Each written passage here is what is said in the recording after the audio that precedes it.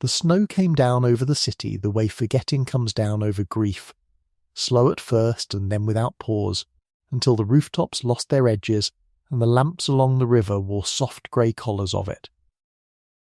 By the middle of the afternoon the light had gone the colour of pewter, and every door in every street had been drawn shut against the cold. There were a great many doors in that northern city. Doors of oak with brass knockers shaped like lions, doors of painted deal with a single iron ring, doors set deep in stone beneath the shadow of the cathedral, and behind each of them a fire and a supper, and the ordinary warmth that people who have a place in the world never trouble to be grateful for. A door is a small thing until you find yourself standing on the wrong side of it. Isobel Ashford had learnt the weight of doors that winter. She stood at the mouth of a narrow lane with the snow settling on her shoulders like a second cloak, and she looked down the street at all the lit windows and the shut doors between them, and she counted, without meaning to, how many she had knocked upon since morning. It was more than she cared to name. Her boots had let the wet in an hour past. The hem of her one good gown, the grey one that had been her mother's before the world went hard, hung heavy with melting snow, and against her breast, wrapped in every warm thing she owned, her daughter slept. The child was 2 years old and a half besides, and her name was Grace, and she was the only argument Isobel had left with the world. When people opened their doors and saw the woman first, some of them softened for a moment, for Isobel was young still, 27, with a face that had once been called handsome before hunger had thinned it. Then they saw the child, and the softness went out of them like heat out of an open window.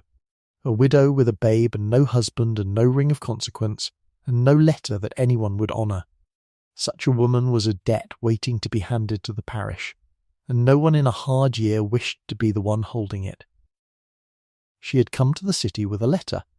That was the bitter joke of the whole business, and she turned it over in her mind as she stood in the snow, the way the tongue keeps returning to a broken tooth. The letter had been written by a lady in the south for whom Isobel's mother had once kept house, a lady long dead now, and it commended Isobel Ashford as honest, sober, clean in her habits, and skilled with a needle. And it recommended her to the household of a merchant named Pell, who kept a great house near the river, and was reputed to want a seamstress and a nurse for his children. Isobel had walked the better part of 40 miles to present it, because there had been no money for the coach, and she had presented it that very morning at the door of the merchant Pell. And the merchant Pell had read it standing in his hall, with his back to the fire, and he had folded it again and handed it back to her, and told her the lady who wrote it had been dead these 3 years, and her word died with her, and that in any case he did not take women with children of their own into a house full of children, for the two things did not mix. Then he had shut the door, and the letter had been worth nothing after all, and there had been nowhere in particular to go. So she had gone everywhere in general. She had gone to the linen draper and asked for work at the needle, and been told the shop was full. She had gone to a milliner 2 streets on and stood in the warm doorway among the ribbons and the felt, while the woman looked her over and looked the child over, and told her, before she had asked a single thing, that there was nothing, and shut the half door of the counter as one closes a gate against a stray. She had gone to the inn by the bridge and asked whether they wanted a woman for the scullery, and been told they did, but not one with a child crying in the kitchen. She had gone to the almoner at the cathedral and been told, kindly enough, that the beds were taken, and that she might try again on the morrow, and morrow was a word that did nothing at all for a child who was cold now. She had gone to a house where a woman had once known her mother, and the woman had come to the door and gone pale and told her that her husband would not have it, and shut the door so gently that it was worse than if she had slammed it. There is a particular loneliness in a city full of people, all of them behind their own warm walls, none of them meaning you any harm, all of them simply unwilling to be the one who opens. Isobel had felt the whole day turn from a search into a kind of slow drowning. Each closed door took a little more of the strength out of her knees. By the failing of the light she had stopped expecting to be let in anywhere, and had begun only to keep moving, because moving was warmer than standing, and because the child in her arms must not be allowed to grow cold, whatever else the day took from her. The snow thickened. The lamplighter went by with his ladder and did not look at her, and one by one the lamps came alight down the length of the street, small and gold and useless. Grace stirred and made a soft sound against her mother's throat, and Isobel bent her head and murmured to her the way one murmurs to a horse in a storm, low and steady and meaning nothing, only to make a warmth of sound between them. She had a little bread still, wrapped in a cloth in her pocket, and she had been saving it, and now she broke off a piece with numb fingers and let the child mouth at it, and she herself did not eat, because there was more sense in a child being fed than in a mother. A woman passing under an umbrella slowed and looked at her, and for a moment Isobel's heart lifted, for the woman had a kind face. Then the woman told her, not unkindly, that Isobel ought not to be standing so with an infant in such weather, that she would do the child a mischief, and that there was a workhouse 2 streets over where they took in women of her sort.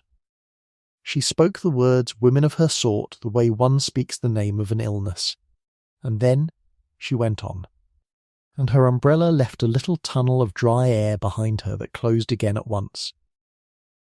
Isobel stood and watched the umbrella go, and she thought that the cruelty of the day was not in the doors that had been shut hard, for a hard door could be understood and even forgiven, but in the doors that had been shut gently, by people who wished her no ill and only wished her elsewhere, and that of the 2 she had come to prefer the plain hard ones, because at least they did not pretend to be sorry. Isobel did not go to the workhouse. She knew what the workhouse would do. It would take the child from her arms, and put it in one room, and put her in another, and it would be dry, and it would be fed, and it would be the end of every hope she had carried on her back for 40 miles. She had seen a workhouse once from the outside, and she had heard the sound that came out of its windows, and she would rather stand in the snow. She told herself this firmly, and she believed it, and then she thought of Grace, and for the first time all day her resolve cracked down the middle like river ice, because a mother may choose the snow for herself, but she has no right to choose it for her child. She walked.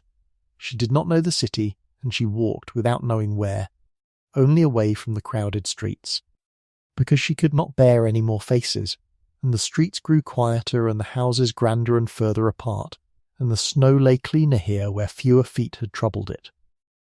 She came at last to a place where the road climbed, and the lamps gave out, and above her, black against the last grey of the sky, stood a great house upon a rise of ground.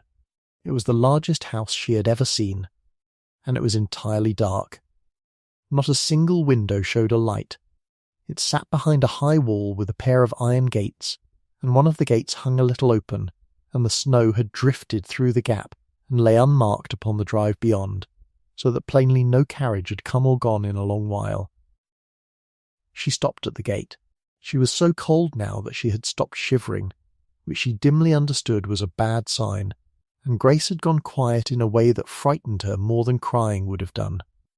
She looked up at the dark house, and she thought, with the strange clear calm that comes at the end of a long endurance, that a house so large must have some corner in it, some stable, some outbuilding, some porch out of the wind, where a woman and a child might sit down until the snow stopped, and that whoever owned so much could hardly miss so little.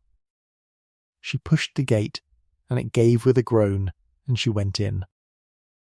The drive was long, and the snow was deep upon it, and she went slowly, and the house grew larger and darker above her as she came. Close to, she saw that it was not a ruin, only shut. The windows were whole but shuttered from within. The stone was good stone gone grey with damp and years.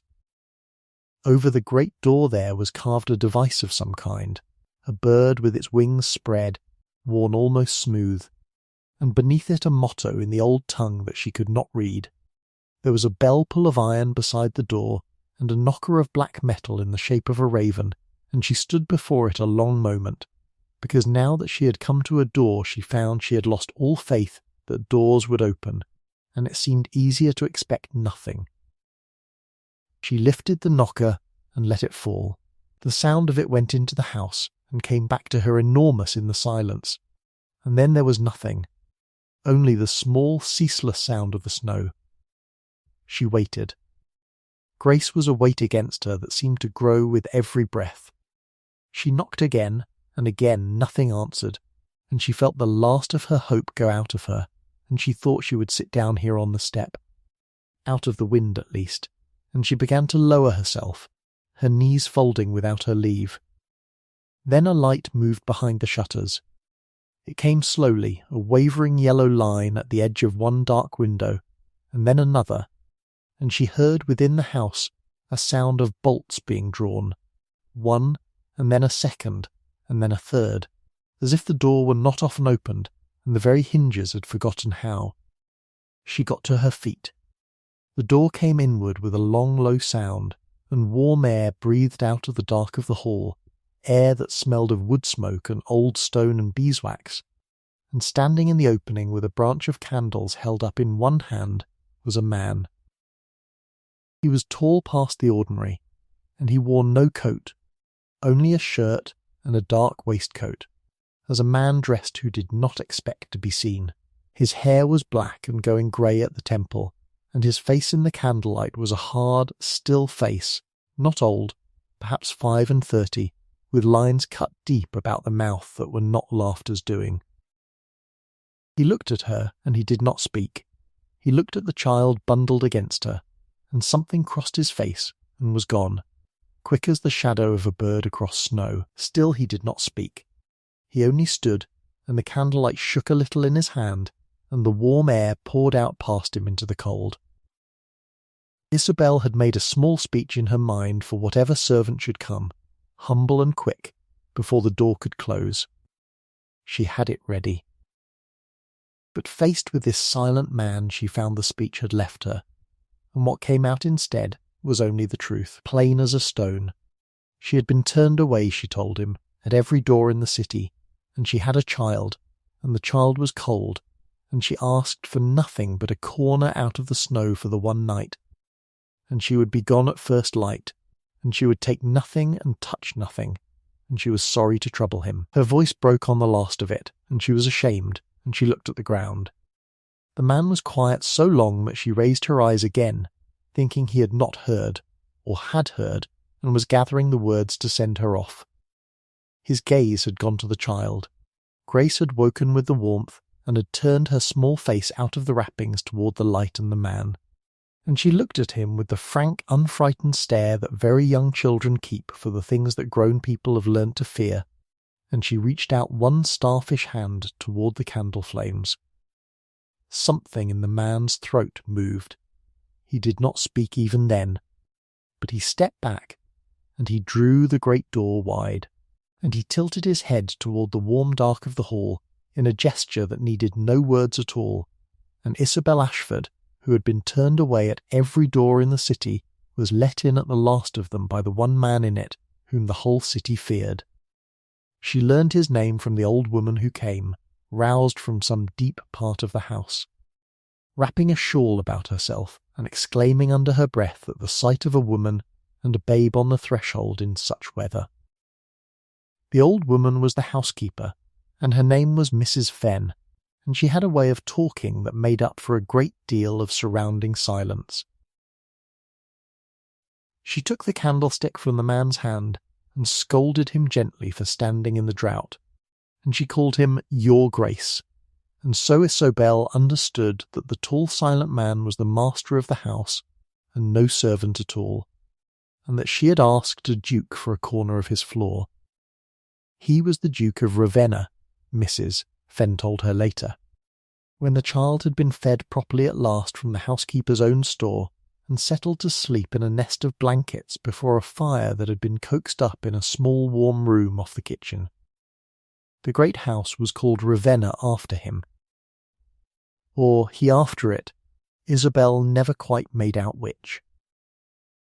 And his Grace, murmured Mrs. Fenn, dropping her voice though there was no one to hear, did not speak. Not to her, not to the two other servants who remained, not to the men of business who came now and then and went away again shaking their heads, not to anyone in the world, and had not spoken a single word aloud in the memory of the house for 5 winters. The city, which did not love a mystery it could not enter, called him the Silent Duke, and told tales, and crossed to the other side of the street. Isobel asked, because she could not help it, what had happened 5 winters ago. Mrs. Fenn's face folded up. There had been a fire, the old woman told her, in the deep of a February night. In the west wing, that was shut now and would never be opened. His Grace had been abroad on the estate, gone out to a tenant whose roof had come down under the weight of the snow, and by the time the alarm reached him and he had ridden back the wing was gone, and in it his wife the young Duchess, and in it their son, who had been not yet 2 years old. He had carried the boy out himself, through fire that scarred his hands, and it had been too late, and he had not spoken since. Not from that day. The doctors had come and gone, and one had bled him and one had blistered him, and one had shouted at him as one shouts at a deaf man, and none had done any good. There was nothing wrong with his throat, the doctors declared, nor with his mind, whatever the lawyers might wish to make of it. He had simply stopped, the way a clock stops, and no one had found the key to wind him again. Isobel lay awake a long while that night, warm for the first time in memory, her child breathing evenly beside her, and she thought of a man carrying a small boy out of a fire and finding it too late. And she thought that she understood, better than the doctors and better than the city, why a man might decide that words were of no use to him. She had wanted, more than once that day, to stop speaking herself, to stop asking, to stop making her voice small and pleasant at doors that would not open. The difference between them, she thought, was only that she had a child who needed her voice, and so she had gone on using it, and he had had a child, and had lost him, and so had let it fall silent. She did not weep for herself that night, though she had earned it. She wept a little for the man down the dark corridors of that house, and then she slept. She meant to be gone at first light, as she had promised. But at first light the snow was still falling, and it had risen against the doors as high as a man's knee, and Mrs. Fenn would not hear of a woman and a child going out into it, and would not be argued out of it, and the Duke, appearing silently in the kitchen doorway with the grey light behind him, looked at the snow through the window, and then looked at Isobel, and made the smallest movement of his head, which she was learning to read, and which meant, plainly as speech, that she would stay. So she stayed the one day, and then the snow stayed, and so did she, and one day became several before anyone thought to remark upon it. She earned her keep. She would not be a charge upon the house, not for an hour longer than she must, and she told Mrs. Fenn as much, who understood pride because she had a good deal of it herself. And between them they found 100 things that a strong young pair of hands could do in a great house gone to seed for want of them. Isobel took down curtains stiff with 5 years of dust, and beat them in the yard until her arms ached and the snow around her went grey. She scrubbed floors that had forgotten they were oak. She mended, with the skill the dead lady's letter had promised and no one had troubled to test, whole baskets of linen that had been put away torn and never taken out again. She was quick, and she was tireless, and she did not talk unless there was cause, and this last, she came to see, was worth more to the master of that house than all the rest. For the Duke of Ravenna, she found, did not dislike company. He disliked being spoken at. The city had decided that a man who would not talk did not wish to be near people, and had left him to his silence as one leaves a leper to his bell, and in this the city was entirely wrong. He was a man starved of ordinary human warmth, who had lost the means of asking for it. Isobel discovered this by accident in the second week when she was mending by the fire in the small warm room, and Grace was building towers of wooden spools that Mrs. Fenn had found in a drawer, and she looked up and the Duke was standing in the doorway, and she did not leap to her feet and apologise and offer to go elsewhere, as everyone always did, as if his gaze were a thing to flee. She only nodded to him and went on with her mending, and told him, without looking up, that the light was good by the fire and he was welcome to it if he wished. And after a moment he came in, and he sat, and he stayed an hour, and no one spoke at all, and it was the most peaceful hour that House had known in 5 years. After that he came often. He would sit with a book he did not read, or with his hands loose upon his knees, and he would watch the child at her play, and Isabel would feel his eyes go to Grace, and go away again, over and over, the way a tongue returns to that broken tooth. She never remarked upon it. She had learnt the value of not remarking. But she began, quietly, to arrange things so that the child should be in his way. She let Grace toddle to him with a wooden spool held up as a treasure to be admired. And the first time it happened the Duke went very still, as a man goes still when a wild bird lands near his hand. And then he took the spool gravely, and turned it and gave it back, and Grace laughed at him, the whole uncomplicated laugh of a child who has found a new friend, and something in the deep-cut lines of the man's face eased by the width of a hair. There was a dog in that house, an old grey deerhound that had been the Duchess's, and had grieved as dogs grieve, without hope and without complaint, and lay all day by the cold hearth in the great hall, where no fire was ever lit now. Isabel took to lighting that fire. It was not her place, and she did it anyway, a small fire, enough to warm one old dog, and she would carry Grace through to sit by it in the afternoons. And the deerhound, whose name was Bran, lifted his grey head one day, and came and lay down with a great sigh against the child, and after that the two of them were not to be parted. The Duke found them so one afternoon, the child asleep with her cheek on the flank of the old dog that had belonged to his dead wife, and the firelight moving on both of them, and he stood in the great cold hall a long time, and did not come in, and Isabel, watching from the far door, saw him press the back of his hand hard against his mouth, and she went away and left him to it. She should have gone. She knew she should have gone. The snow melted, and the roads opened, and there was no more reason in the world for a strange widow to remain in a duke's house, and every reason for her to leave before the leaving grew hard.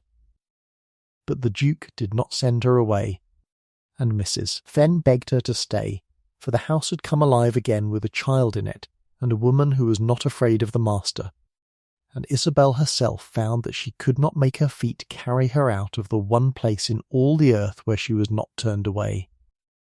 So she stayed, and she told herself it was for the work, and for the child's sake, and for Mrs.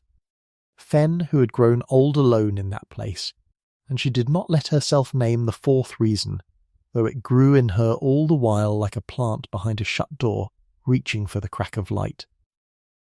She learned to talk to him without needing an answer. It was a strange art, and she grew good at it. She would tell him small things, over the mending, over the child's head. She told him about the 40 miles she had walked, and made it almost a comedy, the state of her boots, the surly carter who had let her ride 2 miles, and then turned off the road. She told him about her husband, who had been a good man and a foolish one, a mate on a merchant ship who had a dream of a vessel of his own and had borrowed for it, and drowned before the first voyage was out, leaving her the debt and the child and the dream altogether. She did not tell it for pity. She told it plainly, the way he was silent plainly, and she saw that he listened as no one had listened to her in years, with his whole grave attention, and that her ordinary sorrows, laid beside his enormous one, seemed to comfort him rather than burden him, as if it eased a man to know that grief was the common weather of the world, and not a curse laid upon him alone. And he began, in his own fashion, to answer. Not with words, but she would speak of being cold on the road, and the next morning there would be, laid across the chair in her room without a word of explanation, a warm cloak of good grey wool that had been the Duchess's, taken by his own hand from some locked press. She would say that Grace was outgrowing her one pair of shoes, and within the day the Duke would have gone down himself to the town, a thing he never did, and come back with a small pair of shoes wrapped in paper and set them beside the child and turned away before anyone could thank him. He courted them the way a mute man must court, with his hands and his acts and the things he laid silently in their path, and Isobel, who had been offered a great deal of pretty speech in her life by men who meant little by it, found that she was undone entirely by a pair of small shoes bought by a man who could not say why he had bought them. There came an evening late in the second week when a great wind rose off the moor and threw itself against the house all night, and the old timbers groaned, and Grace woke frightened and would not settle. And Isobel walked the floor of the small warm room with the child on her shoulder and hummed to her the wordless tunes her own mother had hummed. The Duke came to the doorway in his shirt-sleeves with a candle drawn by the crying, and he stood a moment, and then he did a thing that astonished her. He held out his arms for the child. Isobel hesitated, for the child was heavy and the man was a stranger to the carrying of children, and had good reason to dread it. And then she gave Grace over, and the Duke settled the small warm weight against his chest, as though his body remembered how even where his mind had tried to forget, and he walked her slowly up and down the length of the dark room, past the window where the storm beat. And the child's crying eased and stopped, and she slept against the shoulder of the silent Duke while the wind tore at the world outside. Isobel sat down by the low fire and watched them and did not trust herself to speak, and the Duke walked the child until well past the turning of the night, and something was mended in that room that no doctor's shouting had ever come near. One evening in the third week he took her to the library. He had a way of leading now, a turn of the head, a hand held toward a door, and she followed him along a corridor she had not entered, and he opened a door onto a great room walled with books to the ceiling, cold and dust-sheeted, and he lit a lamp and drew a sheet from a table, and on the table there was paper and there were pens, and she understood that here was the way he had found to speak, when he chose to, and that he was choosing to, with her. He wrote in a fine, hard, upright hand, and turned the paper to her, and it read, "You are not a servant in this house. Do not scrub my floors." She read it, and she looked at him, and she told him that she would not eat bread she had not earned, and he took the paper back and wrote beneath it, "Then earn it by staying." And she had no answer for that, none at all, and the lamp burned between them, and neither of them looked away for a long moment, and it was the child, waking and calling out down the corridor, that broke it. So the paper became their bridge. He was not a man of many words even on paper, but the words he wrote were exact, and often they were dry, and once or twice they were nearly funny, and she began to see the shape of the man he had been before the fire, a man of wit and warmth who had shut all of it behind a door and set his back against it. He wrote her the history of the house, of the raven in the carving, of the motto she could not read, which meant, he wrote, that the one who endures shall keep the tower. He asked her on paper what she meant to do in the world, and she wrote back, because she found she preferred to answer him in his own coin, that she did not know, that she had used to know, that a woman with a child and no name and no money did not have the luxury of knowing, and he read it and set the pen down and did not write anything for a while, and then he wrote only, "You have a name." And she did not understand him then, and turned the words over for many nights after, and by the time she understood them it was nearly too late. For the city had not forgotten the silent Duke, and there were those who watched the great dark house on the hill, and marked that a light burned in it now of an evening, and that smoke rose from chimneys long cold, and that a woman had been seen at the town shops buying small shoes and cloth for a child's frock, and speaking of the household of Ravenna as though she belonged to it. And of all the men in the city who took an interest in the affairs of the Duke of Ravenna, none took a keener interest than his cousin, Miss Aldous Vane. Mr. Vane was the Duke's nearest kinsman, and, in the absence of any child of the Duke's living body, the heir to Ravenna and to everything in it. He was a smooth, pale, careful man of about 40, with a soft voice and soft hands and a hard purpose, and he had spent 5 years cultivating in the drawing rooms of the city the idea that his poor cousin the Duke was not merely silent, but mad. That a man who would not speak could not manage an estate. That Ravenna was falling to ruin under a broken mind, and that it were kinder to all, and to the Duke himself, if the law were to set the estate in the hands of one able to keep it. He had lawyers, he had petitions half drawn. He had waited only for the right moment, and for the right proof, and he believed, that winter, that he had found both. He came to the house one grey afternoon in a fine carriage, and he did not knock and wait as Isobel had knocked and waited, but had his man open the gate and drove straight up, and came into the hall as one who considered himself already its owner. Isobel was there with the child and the old dog by the small fire she had made, and Mr. Vane stopped in the doorway and looked at her, and at the child, and at the fire in the hearth that had been cold 5 years, and his soft face went through several expressions very quickly, and settled on a smile that Isobel did not like at all. He asked her name. She gave it. He asked her business in the house of his cousin the Duke, and the way he framed it made the plain truth sound like something shameful. And she found, standing there, that every hard thing the whole city had ever thought of her was gathered up in the mild gaze of this soft man, and that he meant to use it. The Duke came in then, silent as ever, and stood and looked at his cousin, and the temperature of the room dropped, though the fire still burned. Mr. Vane recovered his smile. He was all warmth now, all cousinly concern. He was glad to see the house so cheerful. He was glad his cousin had found company. He hoped, and here the smile widened, that his cousin knew what manner of company he had found, for the town was talking, cousin. The town was talking a great deal, and it would be a sad thing, would it not, if the little that remained of the family's good name were to be spent upon a nameless woman off the road, and a child of no one knew whom. He offered it all gently, watching the Duke's face, waiting for the flinch, the shame, the retreat that would tell him he had struck home. The Duke did not flinch. But Isobel did.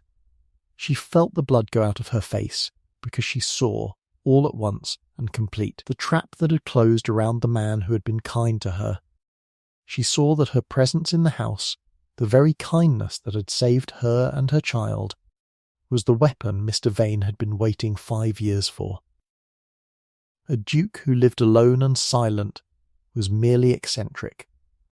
A duke who took a strange fallen woman and a stranger's child into his house and lavished his fortune upon them was a duke plainly unfit to govern himself, and there was not a court in the land that would not lend a sympathetic ear to a grieving cousin who wished only to protect the family from the schemes of an adventuress.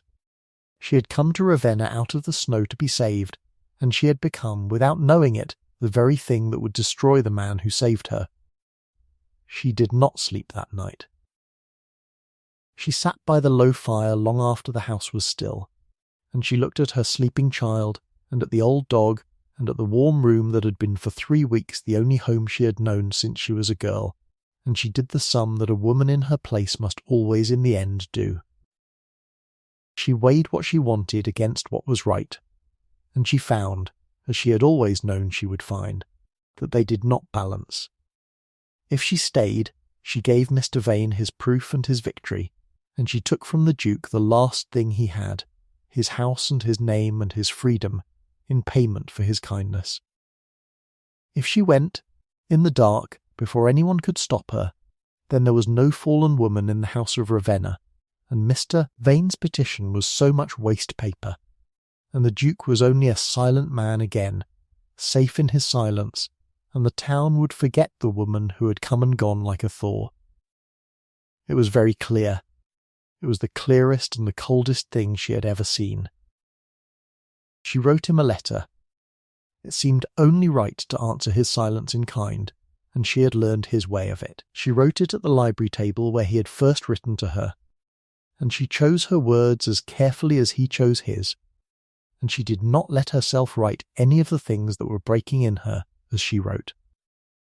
She thanked him for her life and her child's life, plainly, without flourish, for she knew he despised flourish. She told him she had seen what his cousin meant to do, and that she would not be the cause of it, that she would carry the memory of his kindness as long as she lived, and that a house should not be lost for the sake of one night's charity to a stranger.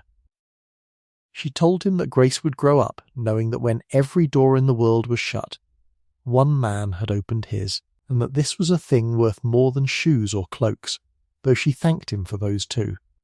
She did not tell him that she loved him. She thought it would only be one more burden laid on a man who had carried enough. She folded the letter and left it on the table where he would find it, and she took nothing from the house but her own few things, and the clothes upon the child, and, after a long moment's wretched hesitation, the grey cloak, because the child must not be cold, and she went out before the dawn into the snow again, and the old dog Bran rose and came to the door and looked at her with his ancient eyes, and did not bark, and that nearly finished her, but she went. The city took her back as it had first found her, without mercy and without interest. The doors were shut, as they had always been shut. But she had a little money now, a few coins pressed on her by Mrs. Fenn against just such folly, and she found a garret in a mean street where a widow let rooms and asked no questions of anyone who could pay a week in advance, and she carried her child up the narrow stair and set her down in the cold little room and told herself that this was right, that she had done the one right thing, and she believed it, and it did not warm the room by a single degree. Grace cried for the dog, and for Mrs. Fenn, and for the man she called, in the way of small children who name what they love, the quiet man, and Isabel held her and hushed her, and did not cry herself, because she had made her choice, and a woman who chooses must not then complain of the choosing. 3 days she lived in that garret, and looked for work, and found the doors as shut as before, and each night was colder than the last, and the little money grew smaller, and she began in the dark hours to feel the old drowning come back over her, the slow certainty that the city would win in the end, that it had only let her up for air the once, in the house of the Silent Duke, so that the going down again should be the harder. She did not know that behind her, on the hill, the house of Ravenna had woken as though from a long sleep, and that a man who had not spoken in 5 years had walked into a cold library at dawn and found a letter on a table and read it, and had made a sound.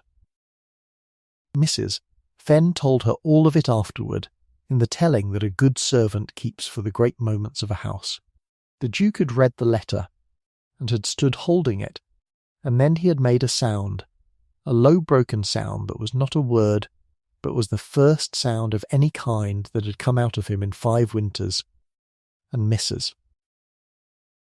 Fenn, hearing it from the corridor, had dropped the tray she carried, and stood shaking, for she had thought never to hear his voice again in this life. And the Duke had gone through the house calling, not with words yet, but with that sound, from room to room, into the kitchen, into the small warm room where the blankets were still nested by the dead fire, and the child's wooden spools lay where she had left them.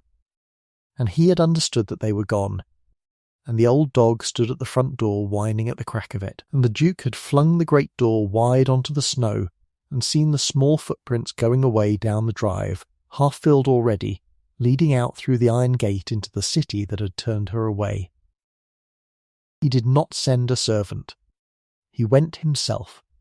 He, who had not gone into the city in 5 years, who crossed no man's threshold, and let no man cross his, went down into the streets on foot in the grey morning, with the old deerhound loping beside him, and he began to knock upon doors.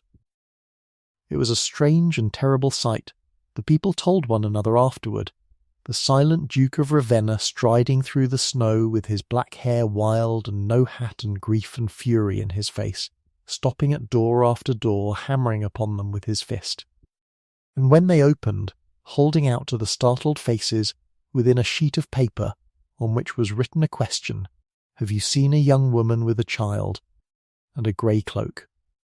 Door after door. The linen draper. The inn by the bridge. The great house of the merchant Pell, who came to his own door and went pale to find a duke upon his step, and shook his head and shut it. And the duke went on. He was doing, all that grey day, the very thing she had done. He was being turned away at every door in the city, in his turn for her sake, and he did not stop. And the city, which had not troubled itself to open for a friendless widow, began to trouble itself very much indeed when it was a duke who knocked, and word ran ahead of him through the streets faster than he could walk them. The way word does, the Silent Duke has found his voice, the Silent Duke is seeking a woman, and by afternoon there was scarcely a soul in the city who had not heard some crooked version of it, and among those who heard it was Mr. Aldous Vane, who understood at once, being a clever man, that his cousin had chosen the one course that could ruin all his patient work, and who set out in his fine carriage to put a stop to it, before too many people should see a mad duke made suddenly, dangerously sane by love. He found them at the last. It was the woman who let rooms in the mean street, who heard the commotion and put two and two together, and told the woman in the garret that a great gentleman was in the street below asking after her, and Isabel came down the narrow stair with her heart going like a hammer and Grace on her hip, and came out into the small mean street, and there at the foot of it, coming toward her through the falling snow, with the old dog running ahead, was the Duke of Ravenna. And behind her, having driven up the other end of the street at that very moment, Mr. Vane was climbing down from his carriage with two men beside him, and a crowd was gathering as crowds do, drawn out of the shut houses at last by the smell of a spectacle, so that the whole narrow street filled up with faces, the same city faces that had turned away, all of them watching now, none of them shut behind their doors. Mr. Vane was quick. He got between them, smooth and pale, his soft voice raised now to carry, and he spoke to the crowd as much as to anyone, saying that his poor cousin was unwell, that this woman had preyed upon a grieving man's weakness, that everyone could see the Duke was not himself, look at him, in the snow with no hat, wild, plainly not fit, and that it was a mercy and a duty that the family should now take him in hand. He named her adventurous, and he named her fallen, and he spoke of it as being for his own good, and the crowd murmured and swayed, half toward pity and half toward the pleasure of cruelty, and Isabel stood in the middle of it with her child, and felt every door in the city swinging shut again, all at once, forever. The Duke stopped before her.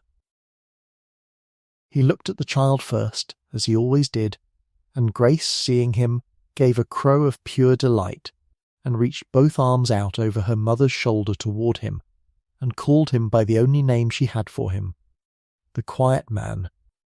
The quiet man, and the sound of the child's voice, in that hushed and hostile street, went into the tall Silent Duke, and did something to him that 5 years of doctors had not done. He turned to the crowd, he turned to his cousin, and the Duke of Ravenna, who had not spoken a word aloud since the fire took his wife and his son, opened his mouth in the falling snow before the whole watching city, and he spoke. His voice was rough with 5 years of disuse, low and cracked and strange, and it silenced the street more completely than any shout could have done. For they had all been told he could not speak, and here he was speaking. He told them his cousin was mistaken. He spoke it slowly, as a man speaks the first words after a long illness, feeling for each one, and more than one in that crowd found that they were holding their breath, waiting to see whether the next word would come. He told them that he was not unwell, that he had been unwell for 5 years, and was now for the first time growing well, and that the medicine of it was standing before him in the snow with a child in her arms, and that he would thank his cousin and the whole city to hear him plainly while he had the voice to say it, for he did not know how long the speaking would come easy, and he did not mean. to waste it. He told them that this woman was no adventuress. He told them that she had come to his door out of the snow asking for nothing but a corner of the floor for one night, and that she had been turned away that day at every door in the city by every one of the good people now gathered to watch her shamed, and that not one of them had opened, and that he, whom they called mad, whom they called broken, whom they crossed the street to avoid, he had been the one to open his door, and that he did not regret it, and that he would open it again, and that he was opening it now. He asked them, in that ruined and mending voice, which of them had done as much. He asked which door in all their warm and righteous city had opened to her, and he waited, and no one answered. And the silence that came back to him was a different silence from the one he had lived in, for it was theirs now, and they had earned it. Then he turned from the crowd, and he looked only at her, and the rough, strange, new old voice gentled, and he spoke her name, Isabel, the first time she had ever heard him say it. And he told her that she had written to him that a house should not be lost for the sake of one night's charity to a stranger, and that she had it wrong, that she had it entirely wrong. For she was no stranger, and it had never been charity, and that a house was a thing of stone, and a name was a thing of paper, and neither was worth the keeping, if the keeping of it meant she walked back out into the snow. Then, before the whole city, before his cousin and the lawyers, and the merchant Pell who had crept out to watch, and the woman who had spoken of women of her sort, and all the shut and open doors of that hard place, the Duke of Ravenna asked Isabel Ashford to be his wife. He did not go down on his knee in the snow, for he was not a man for spectacle even now, but he took her free hand in both of his, and he bent his dark head over it, and he asked her, in the cracked and mending voice, whether she would come home. And the child between them patted his bent head with one small hand, and the old dog leaned against his legs, and the snow came down over all of them, and the city held its breath. Isabel could not speak either, for a moment, though she had never lost the power of it. She looked at the man who had turned the whole world upside down, who had broken a 5-year silence in a public street, who had let himself be turned away at every door in the city sooner than let her go, and she understood at last what he had written her weeks before at the library table, that she had a name. For he had meant to give her his. And she found her voice, and she answered yes, only that yes, plainly, the way they had learned to say true things to one another, without flourish, and she stepped into the circle of his arm with the child between them, and the old dog, and the snow, and the crowd that had come to see a woman shamed, found itself, against all its intention, breaking into a ragged cheer. For there is nothing a hard city loves so much, in the end, as the one soft thing it did not expect. As for Mr. Aldous Vane, he stood a moment with his soft mouth open, and his careful case in ruins about him, for no court in the land would now declare unfit a man who had just spoken so, before 100 witnesses, more sanely and more kindly than any of them could have managed themselves. And he understood it, and he got back into his fine carriage without another word, and drove away, and he is not much a part of this story after all, being only one of the many shut doors that could not keep out what was meant to come in. They were married quietly, as befit two people who distrusted spectacle, in the small cold church at the edge of the estate that Isobel had a fire lit in beforehand, and the town, which had turned away the widow, sent so many gifts to the new Duchess of Ravenna that she gave the most of them away to the parish and to the workhouse she had refused to enter, so that other women turned away at other doors should find, that winter and after, a door somewhere that opened. She had the west wing rebuilt in time, for she held that a grief shut up behind a locked door only grows in the dark, and better to let the light into it, and the Duke let her do it, and walked through the new rooms with her, and spoke of his first wife and his first son to her without shame and without pretence, for he had learned from her that sorrows laid side by side grow lighter, and she loved him the more for the grief and not the less, which is the only love worth the name.